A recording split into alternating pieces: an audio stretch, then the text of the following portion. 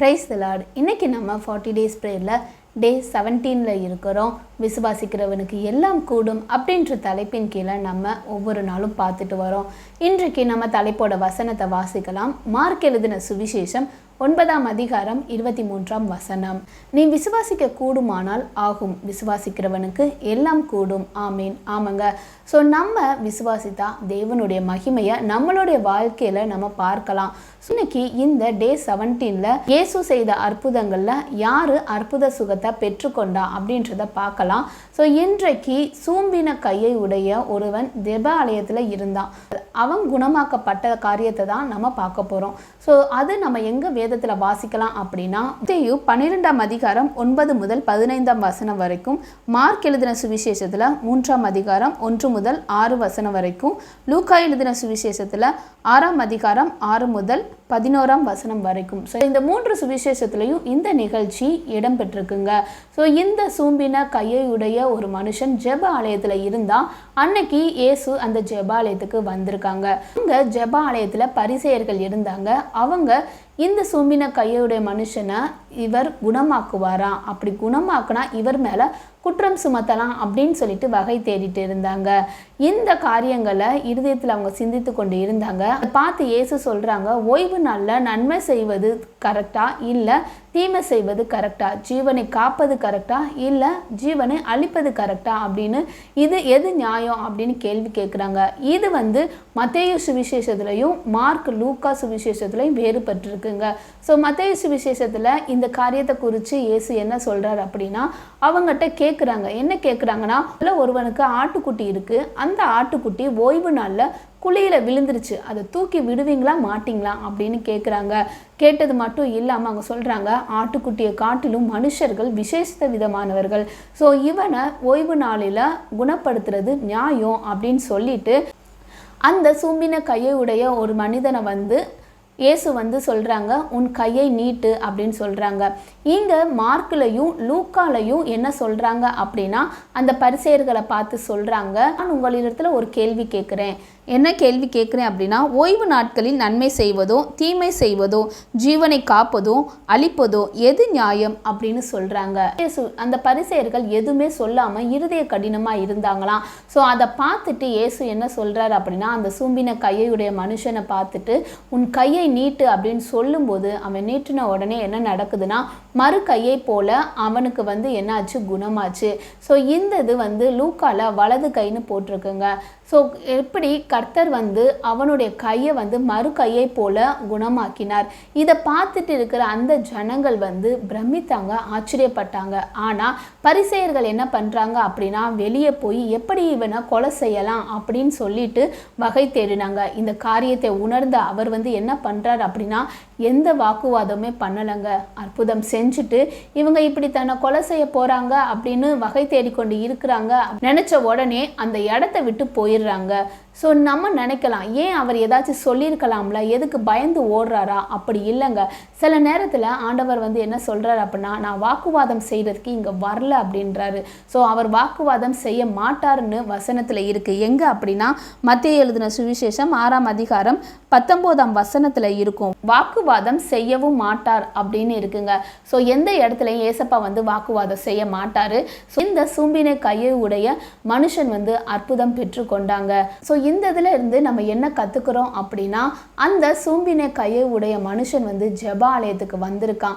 அன்றைக்கு அவனுக்குரிய நாளாக இருந்திருக்குங்க. ஸோ வேதத்தில் ஜெபாலயத்தில் நிறைய பேர் சொஸ்தம் அடைஞ்சிருக்காங்க. இயேசு 2-3 பேரை குணப்படுத்தியிருக்காங்க. அவங்களில் இவங்களும் ஒருத்தவங்க. ஸோ இன்னைக்கு தன்னுடைய கை குணமாக்கப்படும் அப்படின்னு நினச்சிட்டு அந்த சூம்பின கையை உடைய மனுஷன் ஜெபாலயத்துக்கு வரலைங்க. என்னதான் இருந்தாலும் நான் கர்த்தரை துதிப்பேன், கர்த்தரை மகிமைப்படுத்துவேன் அப்படின்னு சொல்லிட்டு அந்த மனுஷன் ஜெபாலயத்துக்கு வந்திருக்கான். தன்னுடைய குறைகளை நினச்சி அவன் வீட்டிலே முடங்கி கிடக்கலைங்க.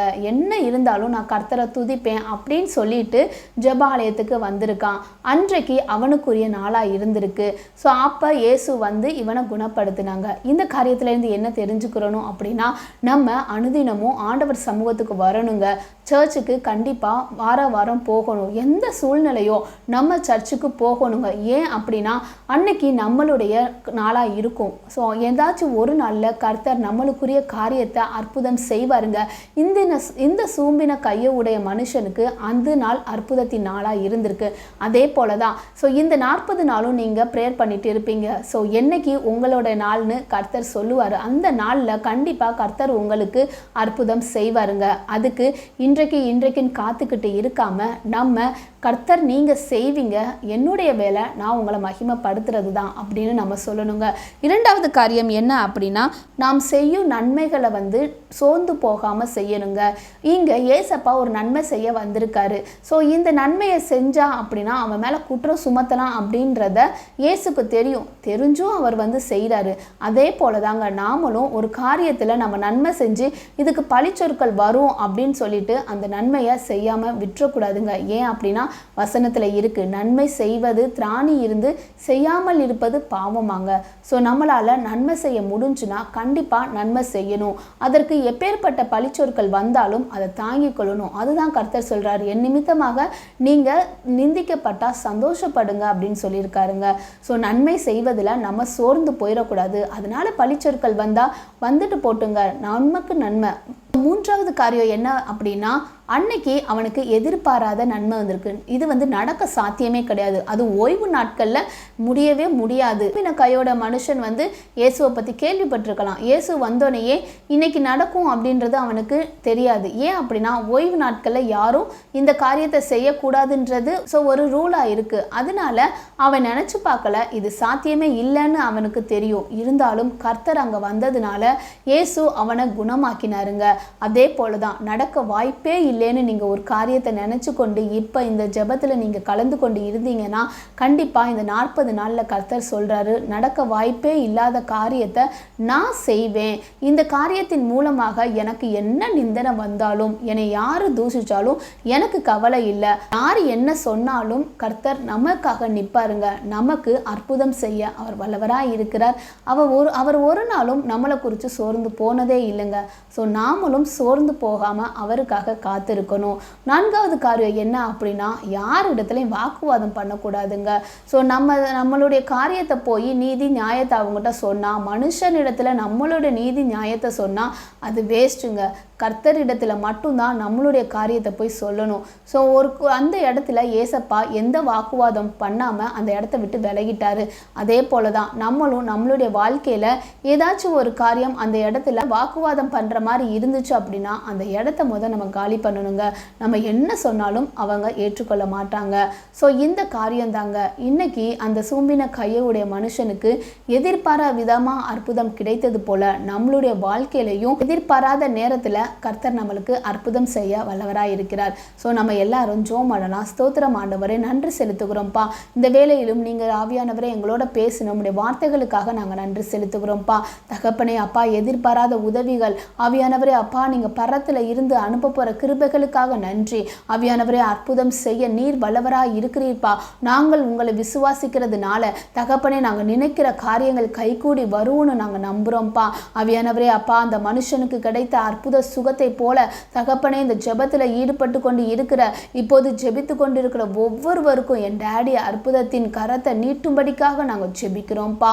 தகப்பனே ஆவியானவரே அப்பா சோத்திரம் தகப்பனே நீங்கள் அப்படி செய்ய போகிற கிருபைகளுக்காக நன்றி செலுத்துகிறோம். கூட இருங்க, வழி நடத்துங்க. இயேசுவின் நாமத்தில் ஜெபிக்கிறோம் ஜீவனுள்ள நல்ல பிதாவே, ஆமேன். God bless you. Jesus loves you.